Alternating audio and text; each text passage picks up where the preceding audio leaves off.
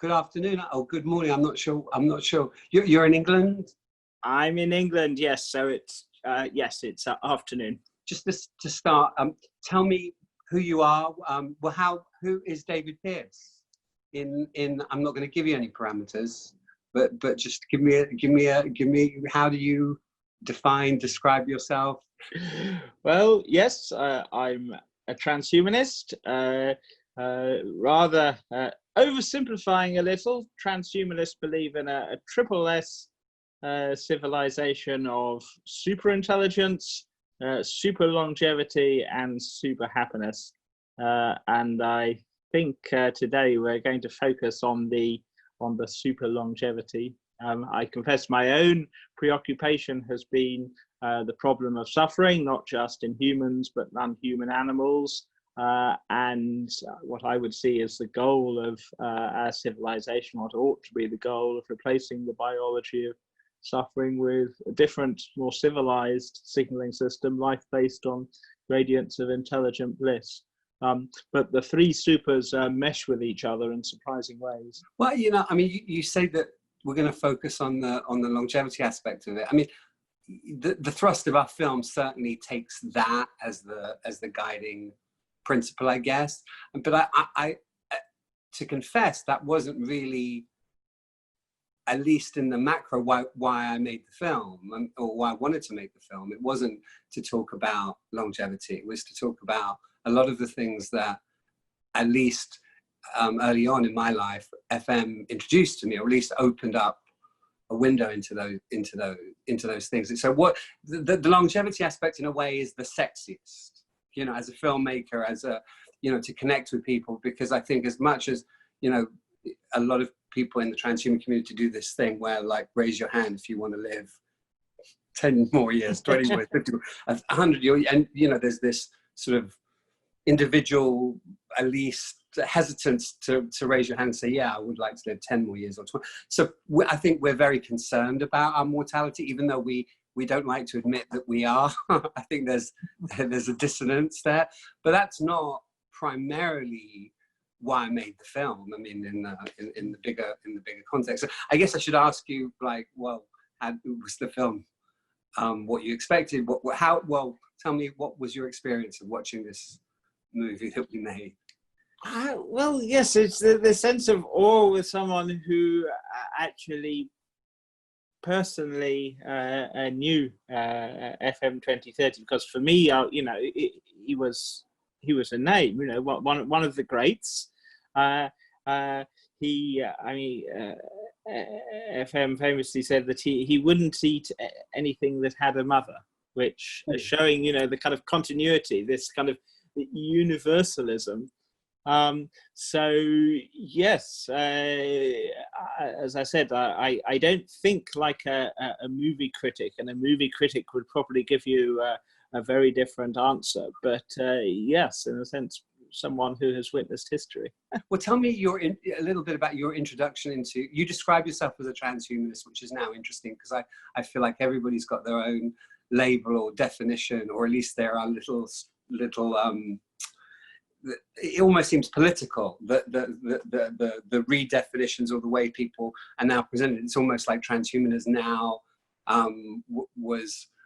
was thought of as one way, and now is being taken off in many different directions. Is there anything unifying? Well, tell me how you got into it. What was the draw, and why have you stuck with the term? Potted history. I mean, yes, when I was, a small child, I was very disturbed by death and aging. And when I was, about 8 or 9, I decided I was going to find a cure for aging by the time I was 18, because I'd heard that you allegedly lost 2,000 brain cells a day after the age of 18. A few years later, being a little more realistic, I stumbled across Robert Ettinger, The Prospect of Immortality, in a public library. And so, yes, that awakened my interest in cryonics, which struck me as more credible. I mean, I was interested in radical life extension, not just for humans, but for non-humans. The saddest day of my brother's life was when family guinea pig Snowdrop died shortly after giving birth, and I wanted to keep her in the freezer so she could be reanimated. My mother vetoed the idea, but yes, I mean, as I said, most of my own personal work has been on suffering, genetic engineering, recalibrating the hedonic treadmill. Yes, the prospects of global veganism, getting rid of the horrors of factory farming, slaughterhouses, civilizing the biosphere. But of course, one of the greatest sources of suffering in the world is aging, age-related disease, and that anyone who has a kid today is bringing a child life into the world who has this lethal genetic disorder of aging. And we are used, at least if one ever sees a film of someone with progeria, you know, this accelerated aging. People with progeria die generally in their late teens, effectively extremely old, you know, from heart disease, cognitive decline. And we recognize this as tragic, but each of us has, in one sense, a progeroid disorder. And yes, essentially, given if one accepts that one is ethically entitled to bring more life into the world, I think one has a responsibility to think about this terrible disease called aging. I'm personally quite somber about timescales. Most transhumanists are optimists. I'm a bit of a pessimist. But I am very, very keen on the idea of having opt-out cryonics and opt-in cryoeuthanasia as a way to defang death. And yeah, essentially, rather than sink into one's dotage, I think one should have the option to be suspended in controlled conditions. As we know, FM himself wasn't suspended in optimal conditions, so that the option would exist, whether it's grandchildren or great nephews, or for that matter, post-human superintelligence, will have the option of reanimating us, or at least reanimating versions of us. Yes, I see that the SENS approach and the cryonics approach as well. I think they ought to be tightly interlinked, and I think they should be available to everyone too. This idea of ending human suffering, which I think was central, or not just, well, in both your case and FM's case, this idea is something that ties you together. Are there things that separate you? Are there things that you learned about FM that surprised you in the process of watching the film? And is this this idea of us human beings being omnipotent, is that a factor in what divides you and various other strands of the transhumanist community? I say it that way, not because I'm making fun of it, because it seems that there are all sorts of redefinitions going on right now in this community. Yes, I mean, probably the fundamental difference, which is more important than it sounds, is of temperament and optimism. And yeah, in spite of thinking that the future lies in indescribable bliss, I'm actually a deep-dyed pessimist, temperamentally in every other sense, whereas FM, together with probably a majority of transhumanists, was incredibly optimistic, and it shows. And yeah, something is, you know, one's basic temperament, default hedonic tone. Essentially, it permeates one's whole conception of reality in all sorts of ways. And yeah, in practice, it's good that the world has unreasonable optimists, shall we say, because they're the people who actually get things done. I mean, if everyone thought like me or felt like me, we'd still be living in caves. If your temperament is different and you're more concerned, worried, perhaps fearful, and again, I'm putting words in your mouth, which I don't like to do, How do we get there? And like, how do you reconcile some of the differences in outlook in order for it to be a pathway? Because I guess philosophy is all well and good, but if it doesn't get us to a place where we are hopefully by some metric better, or solved some of the problems that we have, then, you know, then there are many jokes that I'm not good Oh, at. absolutely. Absolutely. Yes, I completely agree with you. Yes, I'm more likely to talk and ruminate and go out and change the world, which I regret. You know, if I could take a particular pill, I mean, I did at one stage seriously consider wearing a testosterone patch, not to grow an impressive musculature, but more so I could become more strong-minded, because testosterone is associated very much with optimism and vitality. Of course, it has other less appealing attributes too. Is it just a question of outlook? Because it also seems, and I don't know if this is part of the sort of problem that you've probably ruminated on, is that we like to see the impediments rather than the solutions.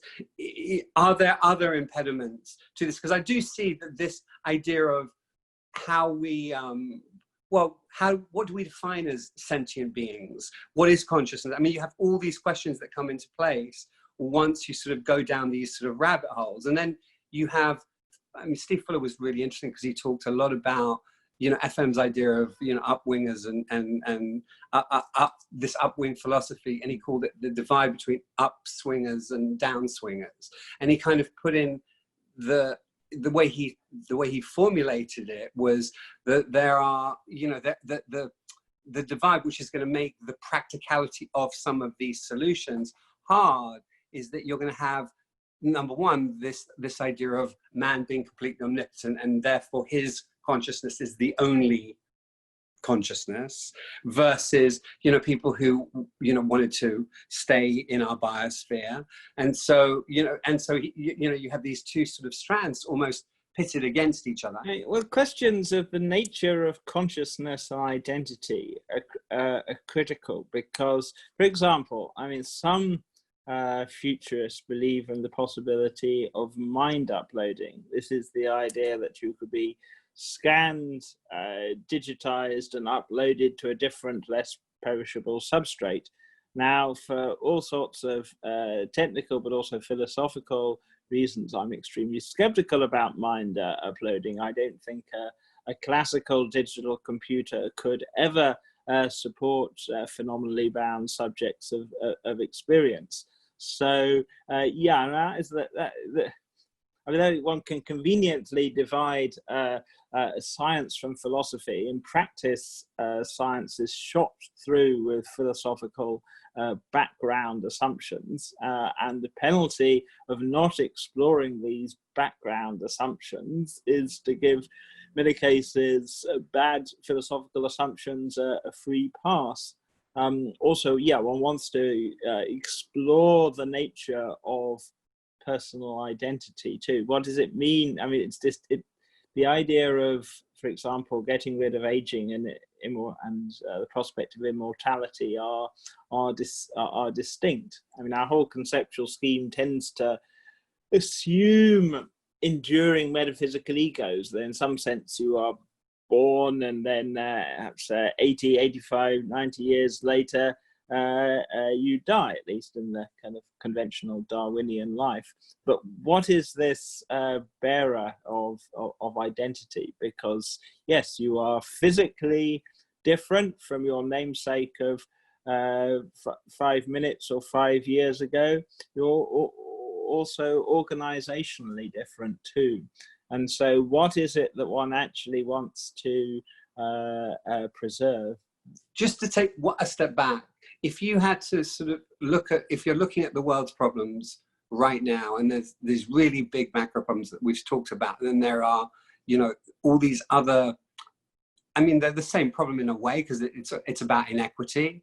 You know, there are some people on the planet living far more efficient lives, let's say. I'm not sure about happier.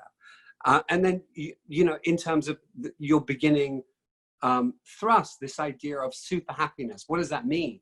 So, I mean, if we had to sort of, in simple terms, put the hierarchy of problems, and then, you know, the terms that we look at these problems, and how that, because we talked about this a little bit, the outlook needs to shift. Whether you're a cynical Englishman, or cynical human being, wherever you are, versus, you know, we're going to get through all of this. So there's the problems, there's the lenses in which we look at this, and then what needs to shift, I guess. Again, that's very FM parlance, you know, the great shifts that need to take place for us to get to what I guess FM would have called a friendlier, lovelier world than the one we have today. Yes, I mean, I think we need to make a shift from systematically harming sentient beings to systematically helping them.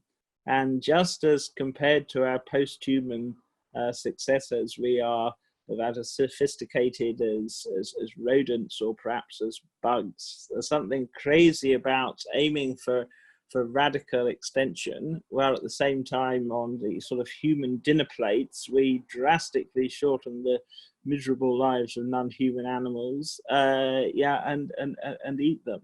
So yeah, I think we need this kind of global shift from harming to helping. And some of the ways we can get rid of the worst forms of suffering in the world don't involve high technology. I mean, simply shutting down, closing factory farms, slaughterhouses will get rid of perhaps the worst form of severe, readily avoidable suffering in the world today. Doing so will also, for the most part at any rate, prevent these terrible zoonotic diseases. Yeah, of course, we're in the throes of a global viral pandemic at the moment.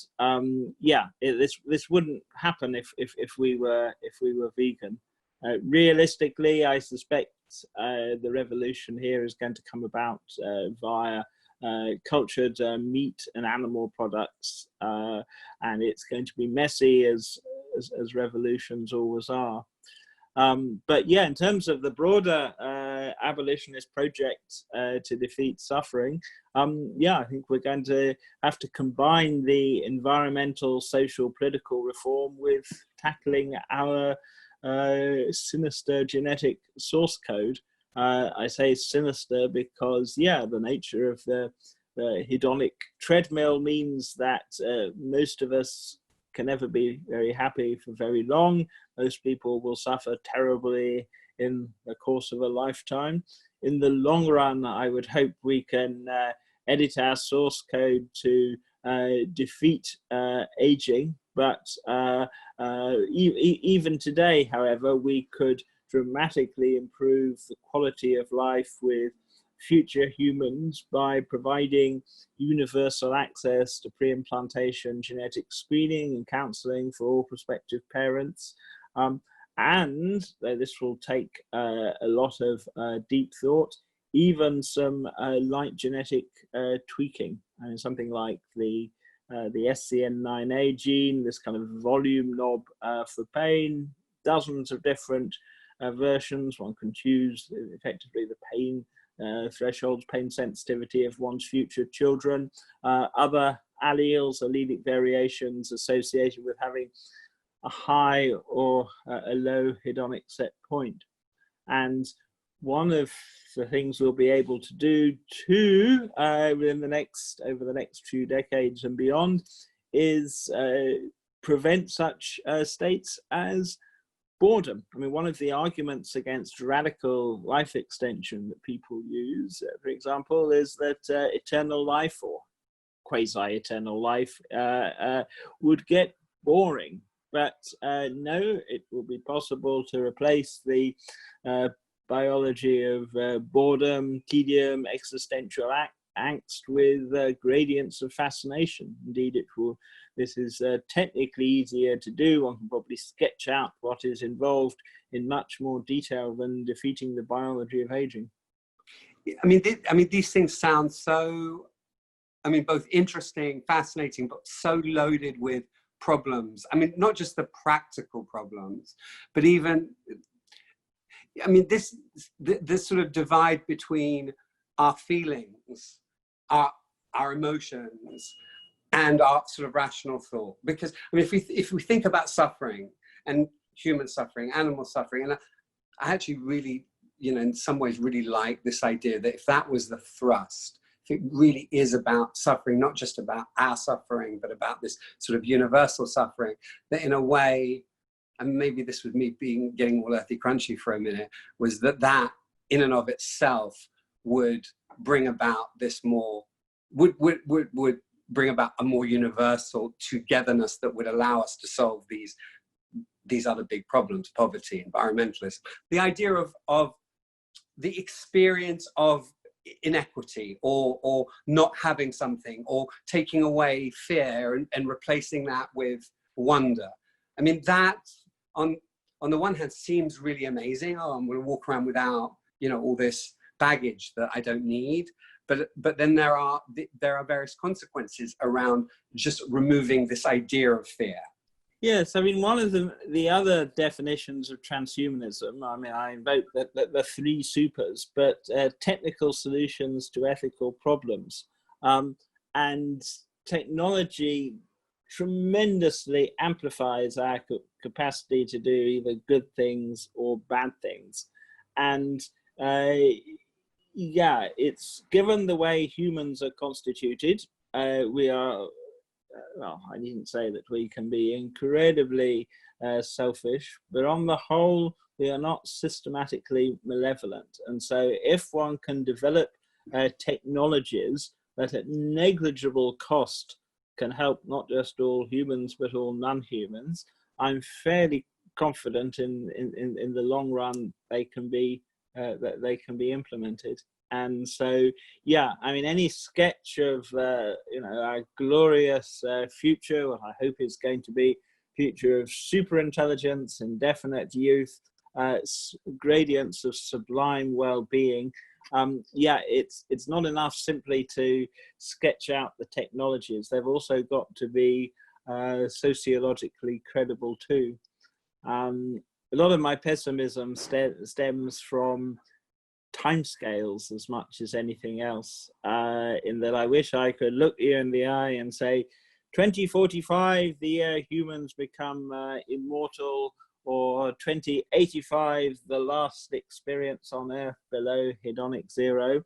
But although I think, for example, suffering could technically speaking be defeated in 100 years or less, realistically, I think the death spasms of the Darwinian era are going to be extremely ugly. I mean, FM himself noted something to this effect. But yeah, a lot of people switch off if they don't feel a development is going to happen in their lifetime. And sure, I don't know, obviously, kind of revolutions in anti-aging research, but I'm, let's say, pessimistic for the prospects of middle-aged and older people who don't sign up for cryonics. This idea of man's omnipotence versus the planet, I mean, that to me seems like a problem. Well, the hedonic treadmill, hedonic. The manifesto I wrote back in 1995 is called The Hedonistic Imperative, which sounds rather debauched, but yeah, just really, amongst other things, it discusses the hedonic treadmill, this network of negative feedback mechanisms in the CNS that keeps a lot of us discontented a lot of the time, because discontent is good for our genes, crudely speaking, or the inclusive fitness of our DNA. But rather than seeking to abolish the hedonic treadmill, I think we need to recalibrate it so that your hedonic set point is much higher than it is today. And one of the many advantages of radical hedonic recalibration is that it doesn't ask most people to give up their existing values and preferences. It's because obviously there are bioconservatives who don't like the possibility of tampering with DNA or something, but on the whole, even dyed-in-the-wool bioconservative likes waking up in the morning in an extremely good mood. Is it just about, I mean, is that because it really does sound like, you know, either this idea that we can have various drugs that make us feel a particular way, a good mood, for example, or we can plug into some sort of plug our consciousness into some sort of virtual reality that is, you know, has our particular brand of good moodiness, our own individual good moodiness, whatever that is. I mean, and to me, that almost negates the sort of the part of what is human today, which we're really feeling right now, which us as sociological creatures that gather, that commune, that cooperate. I mean, you know, we think a lot about, you know, dog eat dog. I mean, that's how we talked about, but we're also sort of forget about our incredible capacity for cooperation and doing things together, which we're now, because of social distancing, we're feeling. So how do we get through that? I mean, a lot is going to be timescales. I mean, yes, there is going to be this option of immersive virtual reality or experience machines, unless we actually recalibrate the hedonic treadmill. Even experience machines and virtual reality aren't a panacea, in the sense that, you know, you can experience existential angst even if the software is tailored to meet your every whim.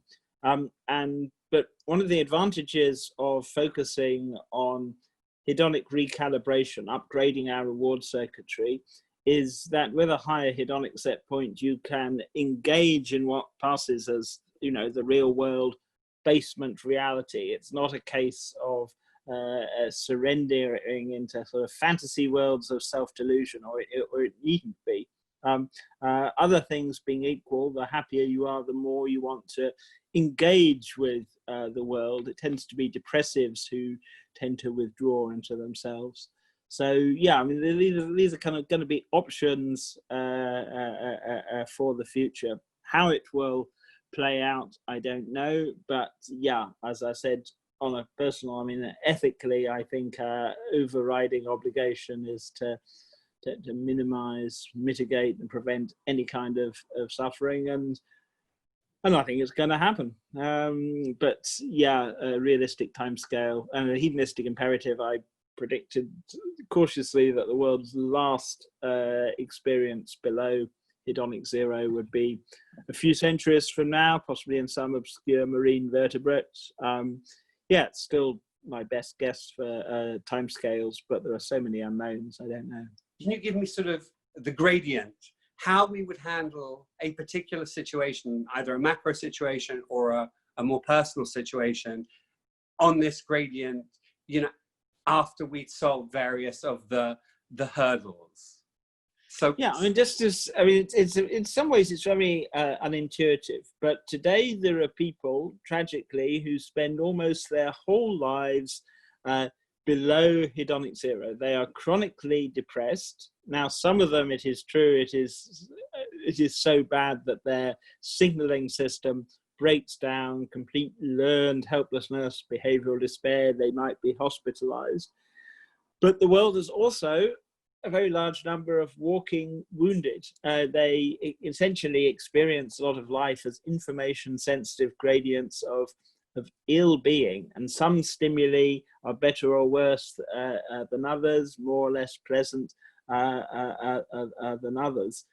Conversely, at the other end of the scale, there are a few people who, you know, today's genetic outliers, who have, essentially positive hedonic tones throughout their lives. Doesn't mean to say that they are uniformly blissful, but it's information sensitive.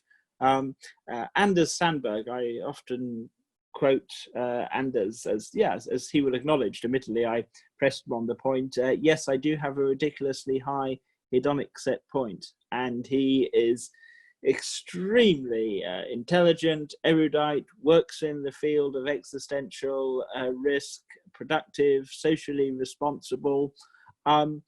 Yeah, essentially nature just twiddles with the dials. It's indifferent, and I would like us to aim for a hyperthymic civilization, and as I suspect is simply a foretaste. Now, needless to say, there are countless pitfalls that we already knew before the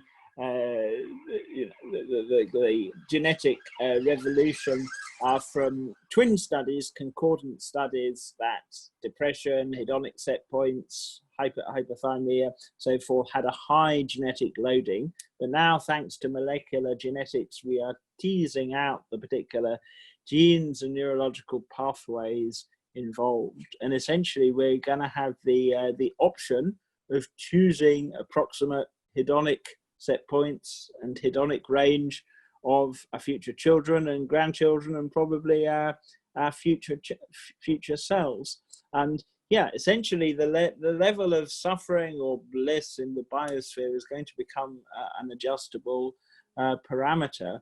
And ethically, yes, I think our overriding obligation is to get rid of suffering, but what then? And I suspect a mature posthuman, as distinct from transhuman civilization, is going to be conducted on a hedonic plane that is orders of magnitude richer than anything that's physiologically possible today. You know, imagine -10 to 0 to +10 schematically is our hedonic range. Imagine a +70 to a +100, or +90 to a +100 civilization. Now, this is century, possibly even millennia ahead. I don't know, but it's going to be technically feasible. In order for us to get to this place, there's, I mean, this, just from a bioethical place, if we're putting our 21st century sort of ideas around how we do this, how we regulate this, you know, even with this idea of, you know, somewhere out there in the future, we can have this, because yes, we do want to, we have these big ideas and big dreams and moonshots, but then the practicalities and the politics, which seem so present in today's, so everything, science, and not that it hasn't been there before, but it just seems more, it seems like the rifts are bigger. And I know how FM would have responded to me saying something like that. Do you think that the rifts or the impediments are bigger, or do they just seem larger for us to do things in this, in a universal way, really, in a way that actually, I mean, we're seeing this play out in real time with so many mistakes being made just in the handling of this pandemic? I mean, the real challenges are when one is asking anyone to make personal sacrifice, anything that involves personal inconvenience. Now, some technologies have become completely, you know, democratized. I mean, there is no longer mass global inequality in people's access to music, because everyone can essentially have, you know, kind of MP3, you know, their music collection, a collection of music tracks as good as Bill Gates. And yeah, essentially the whole digital revolution, anything that can be turned into information will essentially become ubiquitous. We're not going to run out of computational resources. And I mean, like, I mean, this is FM hope that we could transcend the old left-right divide. Now, I suspect in some sense it's going to be with us for a long time to come. Yet nonetheless, you know, left and right, privileged and underprivileged is no longer relevant in terms of access to music. I think this is going to become true in terms of access to genetic information. The price of having one's genome sequenced, or having, yes, pre-implantation genetic screening is absolutely is falling rapidly. It's not going to be an issue. particularly, there's always a risk that one slides between, you know, focusing on the science and trying to be realistic and becoming an advocate and glossing over the difficulties. And if anyone is listening now and thinking, God, how facile and simplistic, or isn't he considering all these horrible things that are likely to go wrong? Well, yeah, any serious work involves, you know, risk benefit analysis, research. I mean, my own, you know, this rule of thumb, anything that can go wrong will go wrong. But yeah, I do think we need this vision for civilization, this overarching goal. And the World Health Organization, its founding constitution, has this wonderful definition of health in terms of physical, mental, and social well-being, complete well-being. Now, I think complete well-being is too ambitious, but information-sensitive gradients of well-being, that I think we should aim for. And if and when we can achieve global consensus for this kind of goal, I see it as feasible, and feasible without asking people to make any heroic self-sacrifices. But yeah, sadly, I still see centuries of pain and suffering ahead too. I hope I'm wrong. I hope, you know, Ray Kurzweil, 2045, and it's possible that, yeah, I just, you know, haven't really grasped the nature of, you know, exponential progress. But, you know, something like maximum human lifespan, for instance, it's not increasing, not currently. As I said, we're going to need some sort of breakthrough. You know, getting to this place where, you know, our health, I mean, really, we're talking about healthcare. I mean, that's what we're really talking about, where our access to healthcare is as easy as being able to access, you know, Beethoven, Al Jolson, Rihanna, or whoever. Sounds like such a pipe dream, especially here, I mean, in the United States, which is odd. You know, it just seems so far off, because it's almost like it's terrible to want to have healthcare provided to you by the state or by the government and so on. And yet, you know, this is what we need. So, you know, to be able to, like, yes, today I'd like to have this particular gene eradicated and so on. That sounds amazing. That sounds wonderful. And so you think we will get there, just not on the time scale of some transhumanists. And I guess that getting there is really, I mean, I don't want to harp on this, but if Ray Kurzweil's right, you know, in his singularity, does that still conform to your vision of the future? If you said, if Kurzweil is right. Yeah, you were touching earlier on the problem of consciousness, and here this is, I think, extremely relevant. Why is it, for example, that even though, you know, your enteric nervous system, the brain in the gut, 500 million neurons, a tremendously computationally sophisticated information processing system, yet nonetheless, it's not a unified subjective experience. I mean, sure, perhaps individual neurons do possess rudimentary consciousness. It's a possibility I take seriously, but there is no phenomenal binding. There is no unitary self. And what is it that makes our brains, the mind-brained, special? Why aren't we just 86 billion membrane-bound discrete pixels of experience? Or rather, perhaps we are when we're dreamlessly asleep, but not when we're awake like now. And yeah, or to imagine the binding problem, rephrase it differently. Imagine if the ones and zeros of a classical digital computer were replaced by discrete pixels of experience. However sophisticated the code, however fast it's run, however complicated it is, essentially all you have with this little experiment is a so-called micro-experiential zombie. You still haven't got a unified subject of experience. Now, I'm happy to go off on a long spiel about quantum mind and speculations about the nature of phenomenal binding here. But let's just say on the speculations of many futurists assume that in some sense consciousness, phenomenally bound consciousness, is going to be possible in our classical digital computers. And as I said, for technical reasons, I don't think this is going to happen. And this is relevant for the Kurzweilian scenario of a complete fusion between humans and our machines. And that, sure, I think, for example, it's going to be possible to have a narrow superintelligence on a neurochip. I mean, we're seeing this now with Neuralink. I mean, that's just a foretaste of what's coming.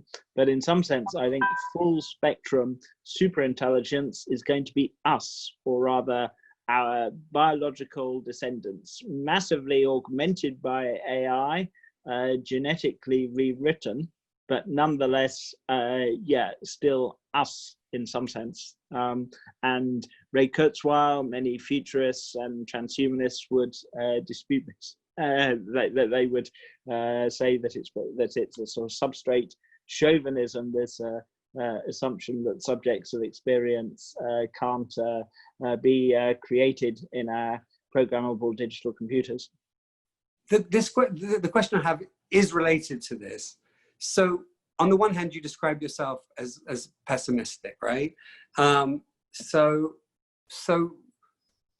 you want to freeze yourself or freeze your brain, I'm not sure which, to be brought back. So you must have, despite your pessimism, you must have this idea that if you are brought back, or when you are brought back, I'm not sure which, by your, I think you said your nephew, your great nephew, maybe. I don't have kids and don't intend to have children, but I suppose I am ambivalent, because yes, sure, part of me imagines waking up in the year 2500 or 3000, later the better ideally, and yes, and finding paradise, and what an exciting prospect. On the other hand, I don't know if it would be ethical to a post-human superintelligence, or my great nephews would consider it ethical to bring back this dysfunctional, brain damaged, psychotic primitive from a previous era. Sure, I could be upgraded in all kinds of ways, but in what sense would it be me? And the reason, however, though I intend to probably opt for cryoeuthanasia in a few years, partly though it's just otherwise I will feel a hypocrite. I think one should set an example, and I really think that cryonics should be opt out, that it should be available to everyone, so that instead of the trauma of death as we have it at the moment, essentially visiting grandpa in the cryonics tank. I don't know when essentially reanimation is going to be possible. It's probably going to be a last in, first out scenario if it does actually come to pass. As I said, all kinds of thorny issues about the nature of personal identity. Some people worry about them more than others. Most people don't, when they wake up in the morning, think, am I really the same person as my namesake who fell asleep last night? I mean, as I said, in principle, it could be cost effective too, though one needs to tread very carefully here, and that so much of modern medicine, the expenses come in the last 6 months, or in some cases the last six weeks of life. Very, very nervous about the prospect of allowing cryoeuthanasia on cost grounds, slippery slope arguments, but I suppose they aren't wholly irrelevant. Well, I guess, but the more interesting, as certainly from a science fiction perspective, is yes, you're brought back at a certain date, and as you say, you know, you have these posthumans, transhumans that are bringing you back. That, you know, they are looking at you as this curiosity, you know, and so yes, as you said, there are these there's a lot of regulation and practicalities to be sorted out, but they bring you back, you know, they bring you back, and you become some sort of educational tool. You become some sort of museum, archive of life, you know, what was life like? I mean, that doesn't sound like bliss. That sounds kind of like a nightmare. That does sound like the stuff of various dystopian science fiction narratives. But that's why it's so critical, I think, to focus on upgrading our reward circuitry, and that transhumans and posthumans will certainly have the ability to do this. The molecular signature of pure bliss will be known. Essentially, yeah, it'll be possible for them to choose just what kind of approximate level of well-being, approximate place on the hedonic scale, hedonic set point you have. So yeah, I don't think one should imagine, yeah, waking up and feeling traumatized. I mean, again, it's very hard to sort of put our expectations, our how we fit in the world, in a completely different world, a world where everything is possible in terms of this idea of morphological freedom, this idea, you know, all these different things, and then pass it off through the lens of where we sit today. Now, I get that, but this idea of feeling good because you've rewired our sequencing and various other things that we haven't even thought about that will make us feel part of, or the things that are the opposite of being fearful or being worried, not just existential angst, but the specific angst of paychecks and girlfriends and marriage and pets. And well, pets is another very interesting thing because, you know, I mean, if we think about it, like, will we, no, I'm not saying that we're not going to be, pets in the best sense of, I have a dog that I love, and, you know, there's this sense that we will be patronized. So again, I know that I'm looking through this through the lens of where I sit today, and but it's hard to me to get my head around that, you know, even with the most benevolent, decent, connected transhuman creatures, you know, this idea of again, maybe it's as basic as, you know, this idea of feeling less than or more than, you know, the sort of guiding light of what we think of as evolutionary Darwinism that is informing even this particular strand of this conversation.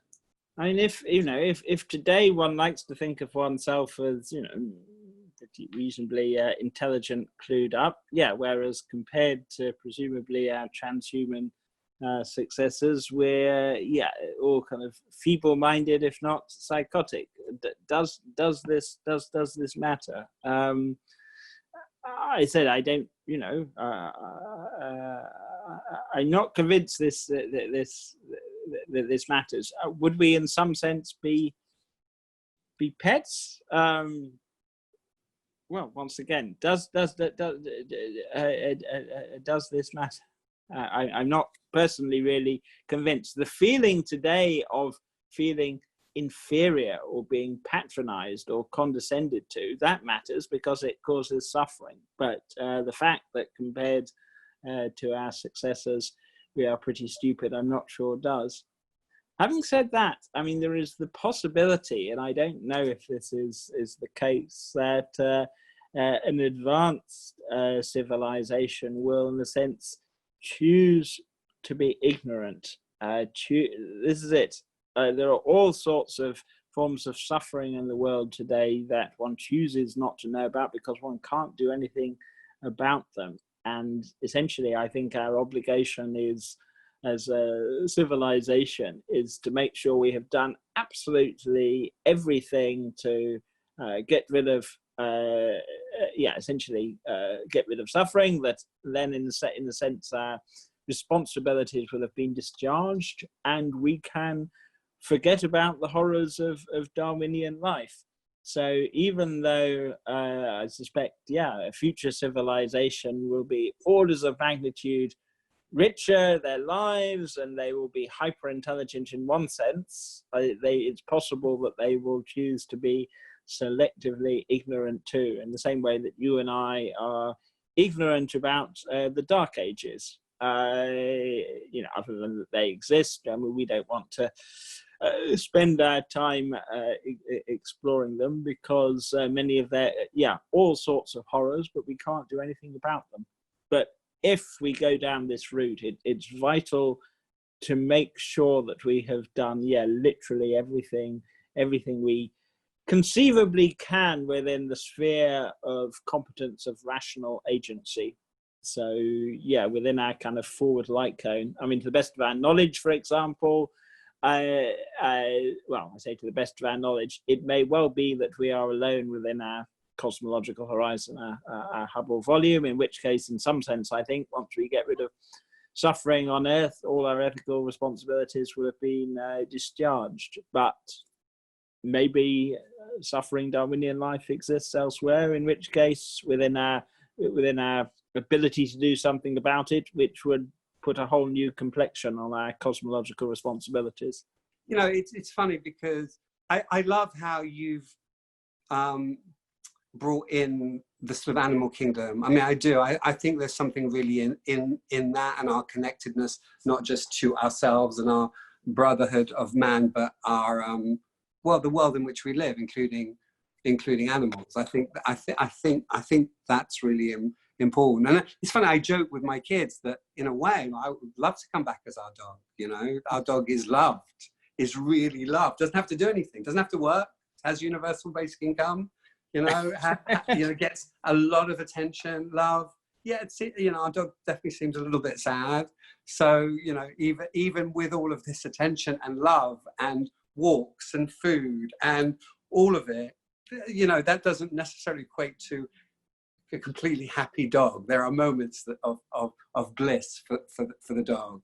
So it's not so bad being a pet in a certain environment. What are your biggest hopes and biggest fears in terms of our future? Ooh, good heavens. Well, some pretty grim stuff. In terms of risk, suffering risk, actually understanding the basis of suffering.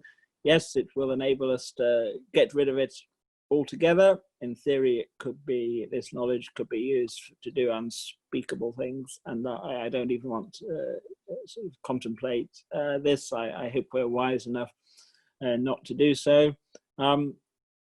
Other risks, I mean, this century, essentially crudely, evolution designed male human primates to form coalitions with other male human primates to wage territorial wars of aggression. And I will be surprised if we escape this century without some cataclysmic war.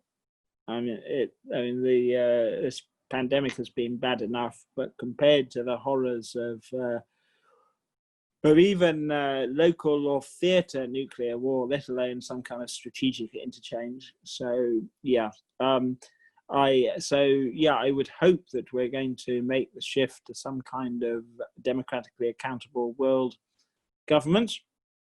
Needless to say, this has innumerable pitfalls too, but I think unless we make the transition to world government, essentially, there is going to be war.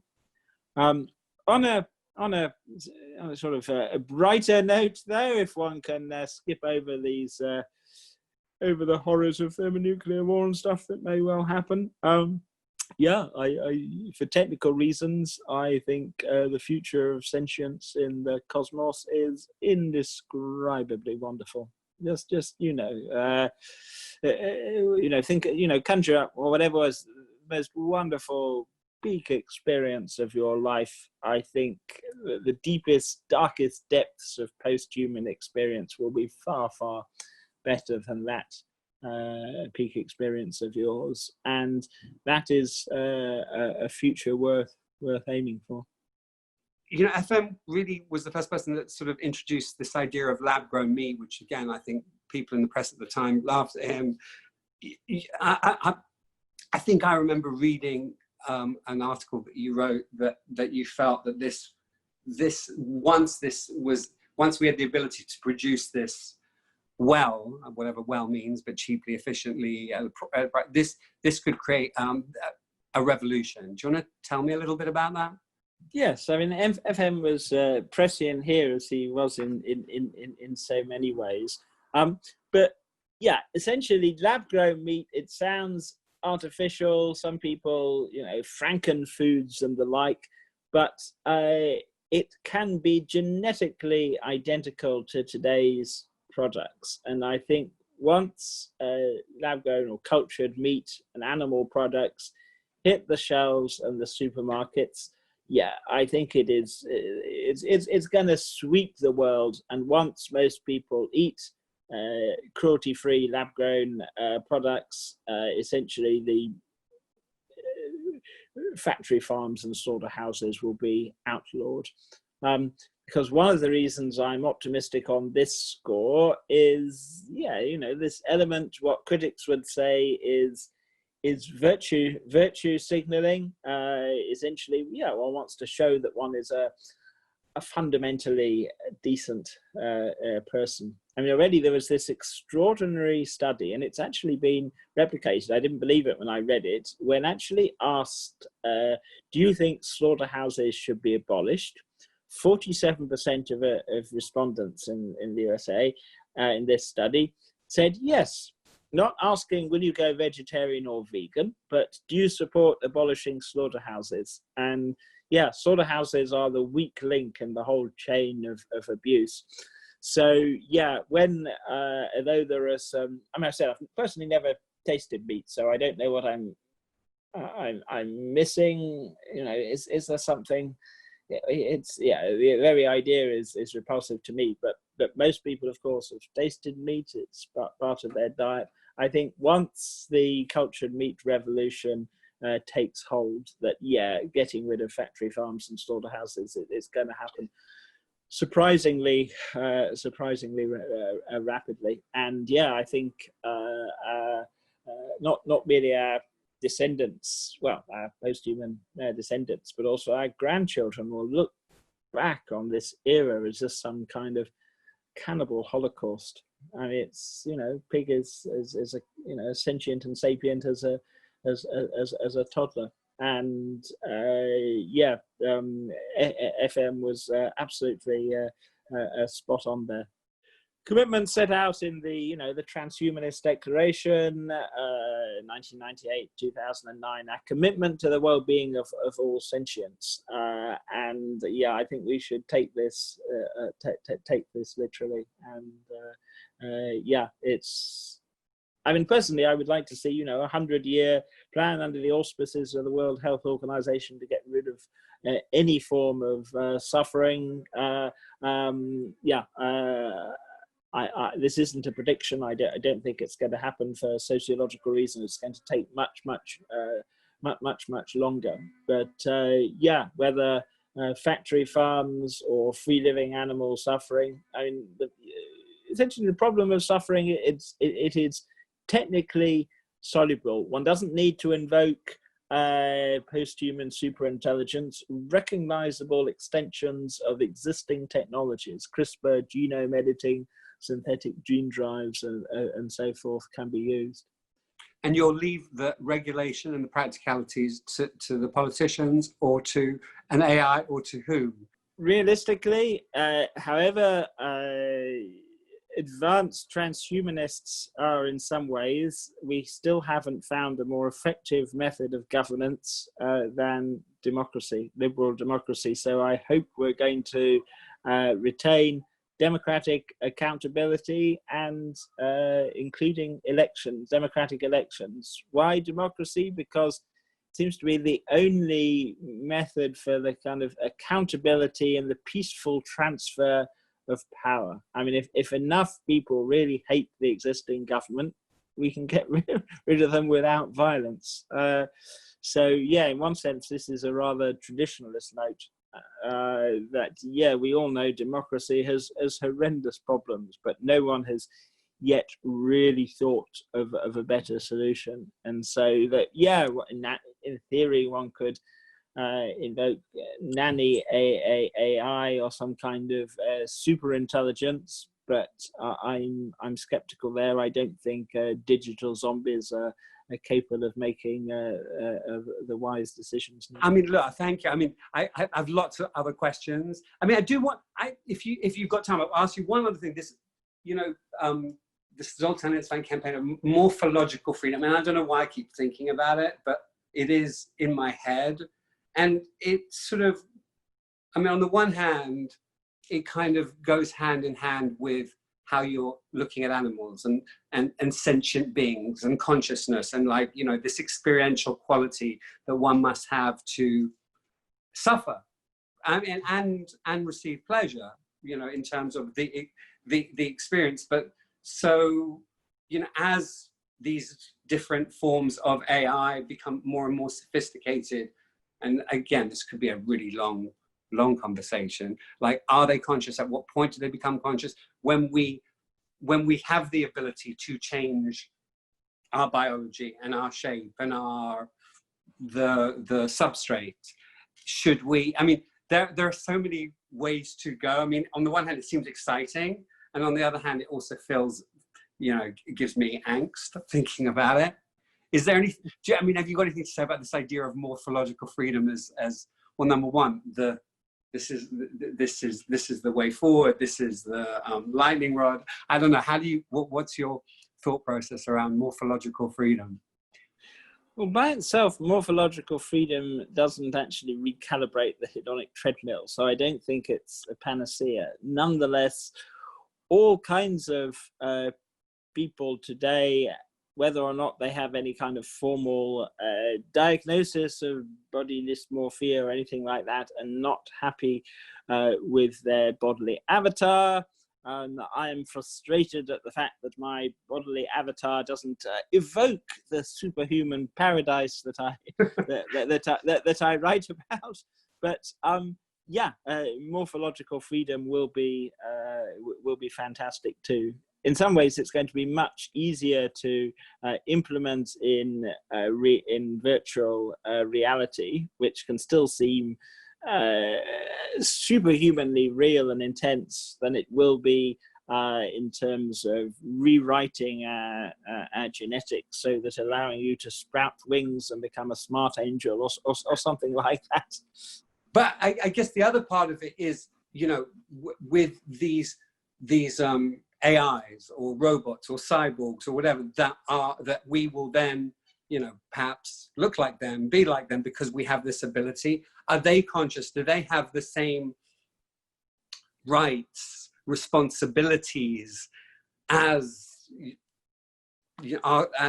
their human contemporaries or transhuman contemporaries? I mean, are they governed by, you know, are they, at what point do we think of them as sentient beings that shouldn't be, they're not slaves to our whims?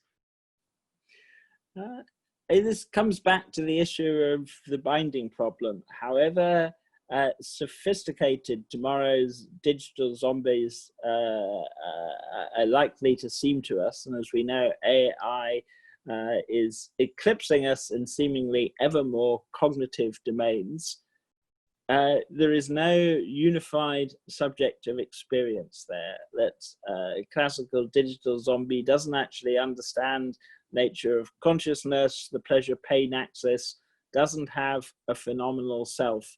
And as long as a system is either a zombie or technically a micro-experiential zombie, I don't think it intrinsically matters or has any kind of moral status.